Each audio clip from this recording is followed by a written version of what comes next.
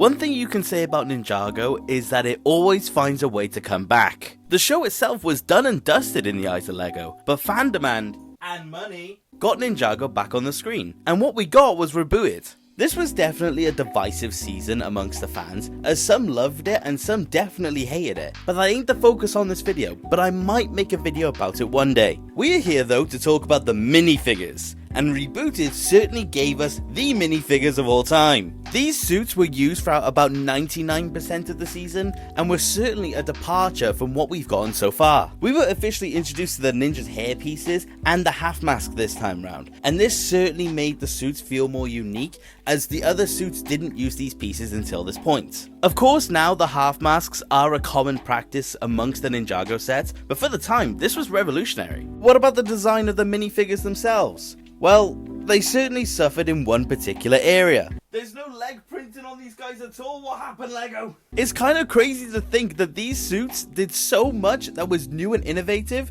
but simultaneously slacked off when it came to one of the main pieces of a minifigure. But for what it's worth, here we go when it comes to the actual ninja. And starting with Kai, he's alright. I don't know why, but every time I look at this design, I genuinely feel like he's wearing some sort of loungewear and he's about to kick his feet up for the weekend. And that doesn't mean I don't like it. I think he looks really cool with his Technoblade, but he really could have benefited from some leg printing. But the flames and the back of the torso print is a very nice touch, and the overall product is great. But like I said, it is missing something. Leg printing. Notice how I mentioned the Technoblades, and for those who aren't familiar, these are the weapons that the ninja used for about half of the season and were the set's collectibles. They're honestly some really nice looking weapons, and like the suits, they're a very new and more innovative take for the team. These were the first unique weapons that the ninja owned that didn't actually channel their elemental powers.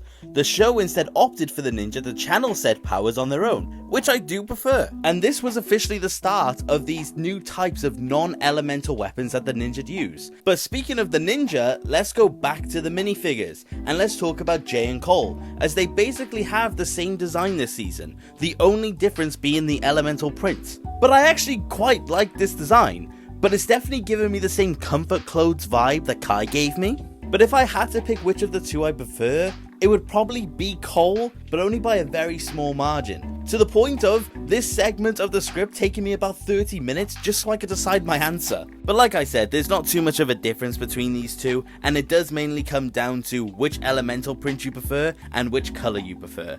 And I just think Cole's flows a little bit better, but they're both great. But again, they are similar to Kai, mainly being that the print of the torso is great, but it's missing that leg printing to complement it. Although, to not sound like a broken record and not to make you think this is however minutes long of me just ranting about no leg printing, I will say that the rest of the ninja minifigures in this video are great regardless of the fact that there's no leg printing. And that again brings us back to the minifigures of this video, and this time we're going to be covering Zane, as he had two minifigures this time round, one showing the standard look for him and the other one showing him severely damaged. And I genuinely believe that both of them are great variants of Zane. This design honestly feels like a ninja suit, and not like we just walked in on Lazy Friday at the monastery. His non-damaged variant has a very clean print, with a great elemental design. It's just a very good look for him, and I genuinely don't think the lack of the leg print hinders the look.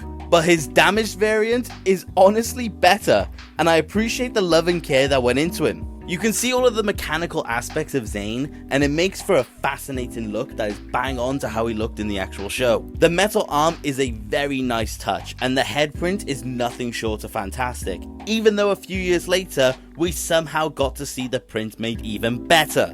It is honestly just crazy to think that Zane feels like such a step up from the other three. It's really weird to see. But again, speaking of step-ups, Lloyd's rebooted design is by far my favourite of the bunch. My apologies for bringing it up again, but the no leg printing curse persists. But the rest of him is beautiful. Like Zane, this does just feel like a ninja suit, and the addition of the gold ZX armor is a great touch. I know that they only gave Lloyd the golden armor to represent that he still had his golden power, but I really do wish the ninja got the same treatment. He also officially got a new head print this time round, and this one stuck around until the redesign, trading the dual molded happy and scared face for a singular stoic look. Up to you whether you prefer this one or the other one. I will say I do personally prefer his original design, but I do still love this head print, and I'm glad we got both of these heads before Lloyd went all green-eyed. But he does have a great look overall, and I can see why they kept this look going forward into the Tournament of Elements.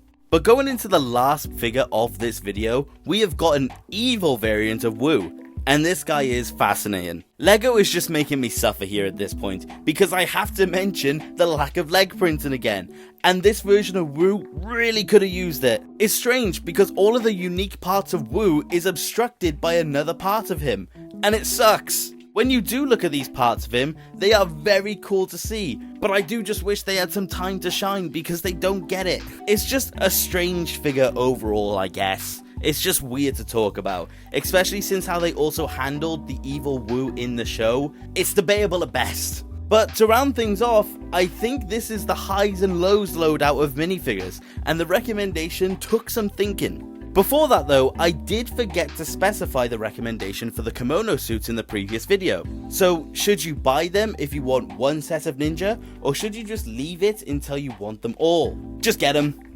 Yeah. They're great no matter what, you won't regret it. Just buy the kimono suits. The Rebooted suits though?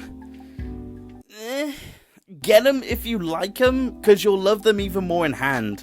But if you aren't crazy about them, go for another wave. I mean, the problem that these suits have is that they are surrounded by some of the fan favorites of the show. So they're definitely just going to have a tough time regardless in the collection. But let me know what you think of them, and I hope you enjoyed this video.